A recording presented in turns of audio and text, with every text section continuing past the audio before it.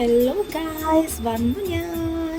അപ്പം നിങ്ങൾ ആലോചിക്കുന്നുണ്ടാവും ഇന്ന് ഈ പെണ്ണ് എവിടെയാണോ അതോ തെണ്ടാൻ പോകുന്നതെന്ന്. അപ്പം ഞങ്ങൾ ഇന്ന് എല്ലാവരും കൂടെ ഞങ്ങളുടെ ഓഫീസിലെ നിഹാലയുടെ കഫേയിൽ പോവാണ്.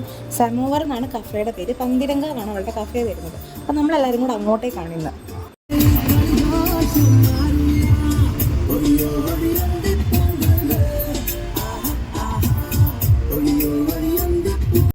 യെസ്, അപ്പം നമ്മൾ നമ്മുടെ സ്ഥലത്ത് തിരികെയാണ്. ഇതാണ് കഫേ വരുന്നത്. സമോവർ എന്നാണ് പേര്.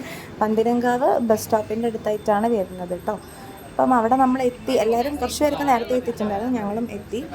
ഞങ്ങൾ എത്തിയ സമയം കുറച്ച് ലേറ്റായിപ്പോയി. ഏകദേശം സാധനങ്ങളൊക്കെ തീരാനായിട്ടുണ്ടായിരുന്നു. അവർ നേരത്തെ എത്തി, നമ്മൾ വെയിറ്റ് ചെയ്തിരിക്കുകയായിരുന്നു. എല്ലാവരും ഉണ്ട്. ജിതിൻ, നജീബ, സാർ, അർബൈ, കൃഷ്ണപ്രിയ, ഞാൻ, ഹർഷാദ്, നസീഫ്, നമ്മളെല്ലാവരും ഉണ്ട് കേട്ടോ.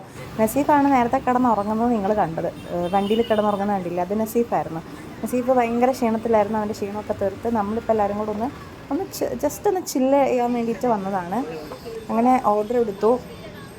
കാര്യമായിട്ടൊന്നും ഓർഡറൊന്നും കൊടുത്തിട്ടില്ല. ഏകദേശം എല്ലാം തീർന്നിട്ടുണ്ടായിരുന്നു. ഒരു മുട്ടക്കബാബ് അങ്ങനെ എന്തോ ഒരു സാധനം നമ്മൾ മേടിച്ച് 2 മേടിച്ചിട്ടുള്ളൂ. അതെല്ലാവരും കൂടെ കഴിച്ചു. അപ്പോഴത്തേക്ക് ഹർഷാദ് ഒരു മാംഗോ ജ്യൂസ് പറഞ്ഞായിരുന്നു, അതും എത്തി. കൃഷ്ണപ്രിയയുടെ ചായ എത്തി. അവിടെ അബൈ ലൈം പറഞ്ഞിട്ടുണ്ടായിരുന്നു, അതും എത്തി. പിന്നെയാണ് ഞങ്ങൾ പറഞ്ഞ ഫലൂഡ എത്തിയിട്ടുണ്ടായിരുന്നത്.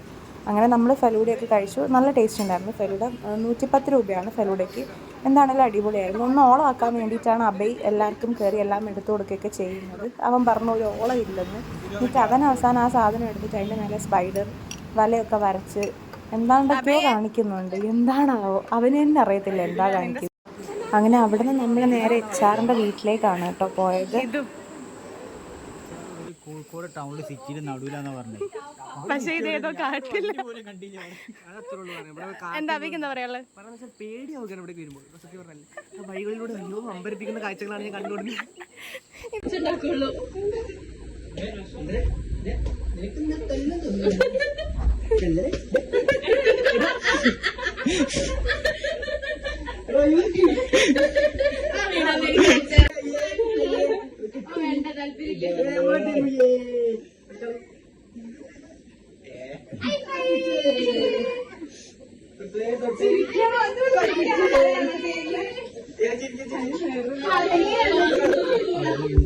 നമ്മളങ്ങനെ അവിടെ നിന്ന് ഇറങ്ങി. നല്ല രസമായിരുന്നു. HR-ൻ്റെ മോളുടെ കൂടെയൊക്കെ അടിപൊളിയായിരുന്നു.